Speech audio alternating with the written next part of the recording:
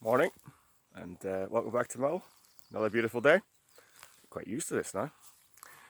Um, so recently we've talked about the effect that low blood sugar can have upon your eating habits and the potential to overcompensate. And today we're going to have a look at a few other little factors that might be starting to creep in to our daily lives. A few habits that might be linked more to our emotions and feelings and how they can potentially affect the way that you eat. So today's message from Mull is beware your mood. It might be affecting your food. Now, most of us have a rough idea of what a healthy diet would look like. There's a lot of information out there in various media sources. A lot of information coming from Mull at the minute, I think. Um, Hopefully some of it's helpful. But for many of us, things get in the way. And we refer to these things as blocks. So brick walls that sort of get in the way and stop us acting in the way that we really would like to. And some of these things might be family pressures.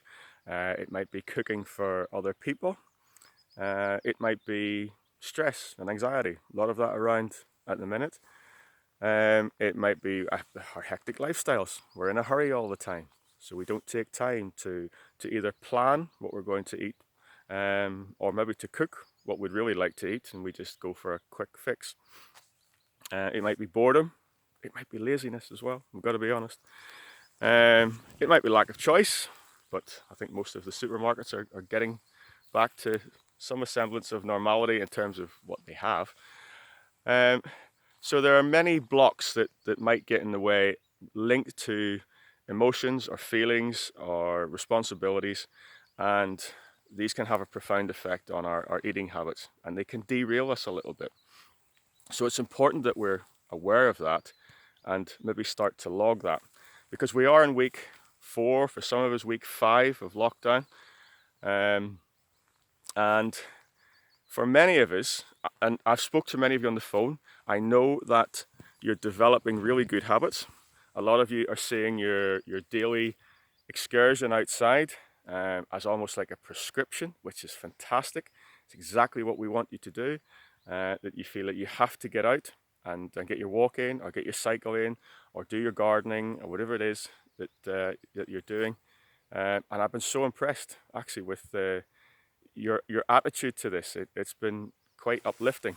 So keep that going, and maybe note that down. That's one of the positive things that you're doing. But also maybe have a look at some of the negative traits that have started to creep in to the way you're living, and think, well, is there any way I could start to adjust those a little bit, and start to refine the way I'm living, and just chip away at some of those bad habits that may have come in, because a lot of those bad habits are potentially linked to the way we're feeling, and our emotions. And when we are feeling maybe a little bit less than tickety boo, we sometimes compensate with food. The problem is the food that we tend to compensate with is never that healthy. So we tend to go for foods that are high in sugar or fat, or sometimes both. And the classic combination of both is chocolate. And chocolate has a profound effect on our brain. It lights up the center of the brain that registers pleasure, and obviously that makes us feel better for a short period of time.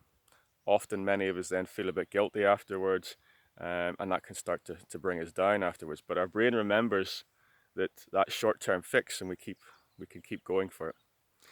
So the key really is to make sure that we are aware of our feelings, and you might have to write some of this stuff down, and that we act accordingly. So maybe make a little note of all the things that are going well at the minute, and then also make a note of the things that are potentially not going so great.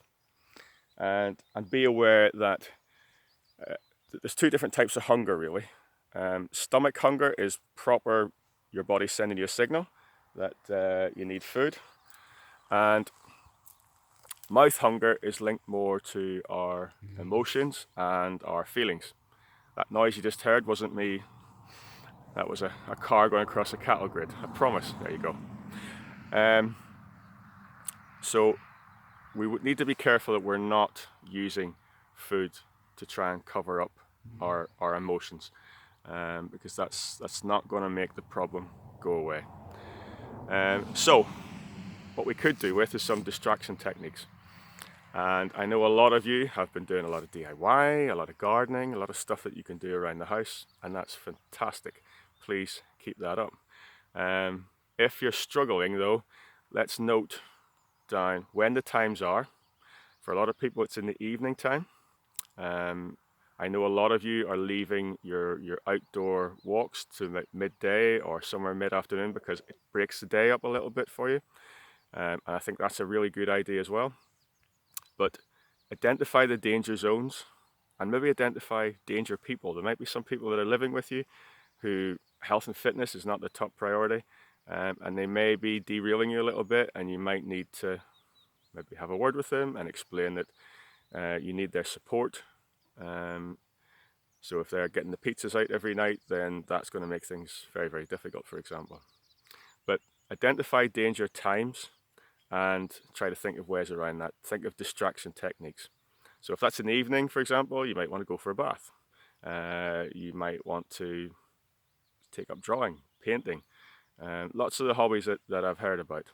Think about ways you can distract your brain from food at that time to get through a dangerous period that you've identified. And that's why writing things down is often very helpful. So, if you can, let me know the positive things that you've taken up during lockdown. Let me know your ways of distracting yourself. I know a really good one is for people that eat late at night, clean your teeth early. Give that a go. Because once you've cleaned your teeth, it's a kind of a signal that the eating is over for the day. And also, certain types of food will taste a bit weird after you've cleaned your teeth.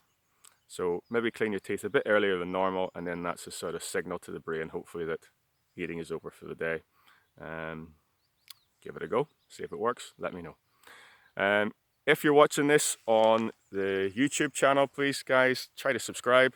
There's no hidden agenda here, it helps us when we're talking to funders. It shows that people are engaged with what we're doing. I know you're engaged anyway, but it helps us show on statistics. We had a massive rocket from 7 to 12 the last time I asked. There's about nearly 200 people on this group, so if you can guys, give us an extra 2 minutes, subscribe to the YouTube channel. It does help us quite a bit, and that'll either be just below or just above somewhere. And I hope you have a lovely day. Take care and stay safe as always. Bye bye.